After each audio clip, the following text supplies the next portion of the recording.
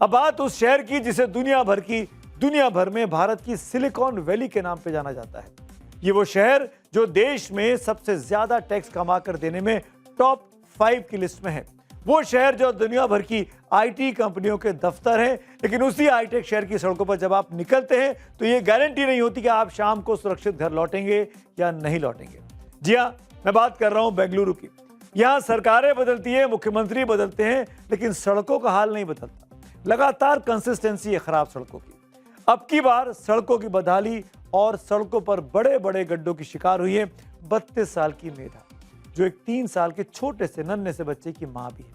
एक पत्नी है, कामकाजी महिला है जो अपने परिवार का खर्च मिलकर बांट रही थी, जिसकी जिंदगी बेंगलुरु के एक गड्ढे ने निगल ली है। आज पूरा देश पूछ रहा है कि मेधा को इंसाफ कब मिलेगा।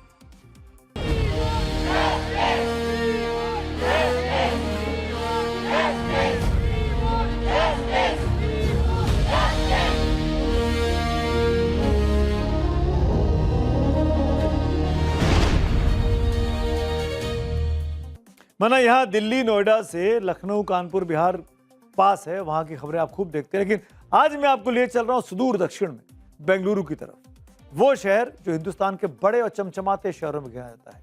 क्या हुआ मेधा के साथ, अब इस पूरे प्रकरण को समझ लीजिए। सुबह के 9 बजे का वक्त था। बेंगलुरु की इलेक्ट्रॉनिक सिटी के ईपीएफओ ऑफिस में काम करने वाली मेधा अपने दोस्त अजय गुरु के साथ स्कूटी पर दफ्तर के लिए निकली थी। पीछे बैठी हुई थी। रोज की तरह बुधवार को भी सब कुछ सामान्य था, लेकिन अनंत नगर जैसी पॉश कॉलोनी के रोड पर मौत एक गड्ढे की शक्ल में जैसे उनका इंतजार कर रही थी। सामने चल रही एक कार ड्राइवर की वजह से गड्ढे से बचने के लिए ड्राइवर ने अचानक ब्रेक लगा दिया। कार के पीछे अजय की स्कूटी थी। वो अभी अचानक ब्रेक लगाते हैं, उनका संतुलन बिगड़ता है। स्कूटी में मेधा पीछे बैठी थी। वो बैलेंस नहीं संभाल पाती और सड़क पर गिर जाती है। और अगले ही पल, कुछ ही सेकंड में, उनके पीछे से तेज रफ्तार से आ रही एक मिनी गुड्स की गाड़ी उनके गले के ऊपर से गुजर जाती है और अस्पताल लाते लाते मेधा दम तोड़ देती है। मूल रूप से केरल के कोझिकोड की रहने वाली मेधा के परिवार में उनके पति एसएल आकर्ष हैं और एक छोटा बेटा है, दक्ष नाम है जिसका। उस 3 साल के बच्चे पर आखिरकार क्या गुजर रही होगी। खराब सड़कों से परेशान पहले ही स्थानीय निवासी त्रस्त थे और इस हादसे के बाद तो उनका गुस्सा अब 7वें आसमान पर है। अब बेंगलुरु के इस इलाके के लोगों ने सड़कें जाम कर दी। घटना स्थल पर लोगों ने मोमबत्तियां जलाई, नारेबाजी की और सड़कों की वजह से हो रही इन बेरहम मौतों पर सवाल खड़े।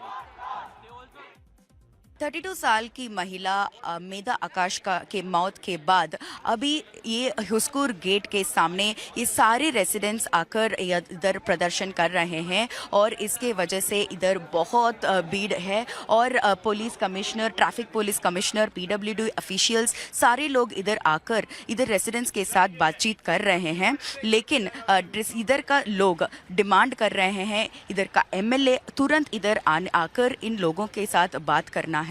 और इधर सड़कों का कंडीशन बहुत खराब है और इसी की वजह से कल मौत हुआ है।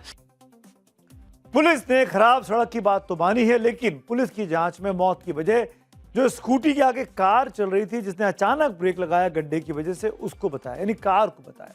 अभी बेंगलुरु पुलिस अब सीसीटीवी खंगाल रही है, मामला दर्ज कर चुकी है। लेकिन सवाल यह है कि जिस अधिकारी, जिस इंजीनियर, जिस ठेकेदार की निगरानी में यह सड़क बनी, क्या जिसकी मेंटेनेंस की जिम्मेदारी थी, जिसकी लापरवाही से सड़क का गड्ढा बना रहा, खुला रहा, ट्रैफिक उस पर चलता रहा, उन लोगों के इस मौत वाले गड्ढे की जो वजह बने, उन तमाम लोगों पर एक्शन क्यों नहीं होना चाहिए?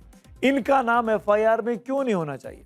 एक तरफ बेंगलुरु का वो चेहरा है जिसे देखकर हम फख्र करते हैं, आसमान छूती इमारतें हैं, दुनिया के सबसे बड़े टेक हब, स्टार्टअप्स और एआई की बातें यहां पर होती हैं। लेकिन दूसरी तरफ है बेंगलुरु का वो भयानक सच जो हर दिन लोगों का खून पी रहा है।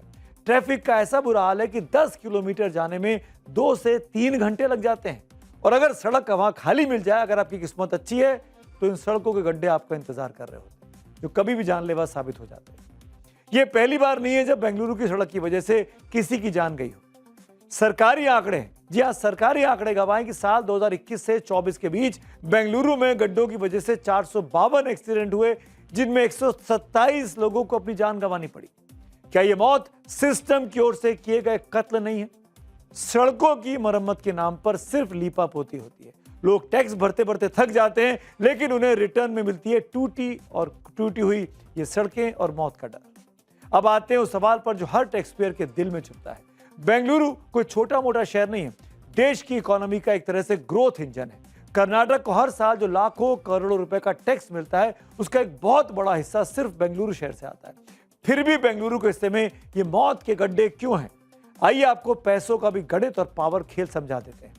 आप जानकर हैरान रह जाएंगे कि कर्नाटक देश का दूसरा सबसे बड़ा जीएसटी कलेक्शन करने वाला राज्य है। साल 2024-25 में कर्नाटक ने करीब 1,60,000 करोड़ रुपए का भारी भरकम जीएसटी रेवेन्यू दिया, जिसका सबसे बड़ा हिस्सा बेंगलुरु से आता है। अब बात करते हैं शहर को चलाने वाले बेंगलुरु नगर निगम यानी बीबीएमपी की। बीबीएमपी का बजट कोई छोटा मोटा नहीं है। 2025-26 के लिए बीबीएमपी का बजट करीब 18,120 करोड़ का था। हैरानी होती है कि इतने भारी भरकम बजट के बावजूद शहर की सड़कें मौत बांट रही हैं। यानी कहानी कुल मिलाकर ऐसी है कि कहीं की भी हो, सरकारें, प्रशासन, व्यवस्था वो जनता के लिए कम और कमाने के लिए जैसे ज्यादा काम करती है।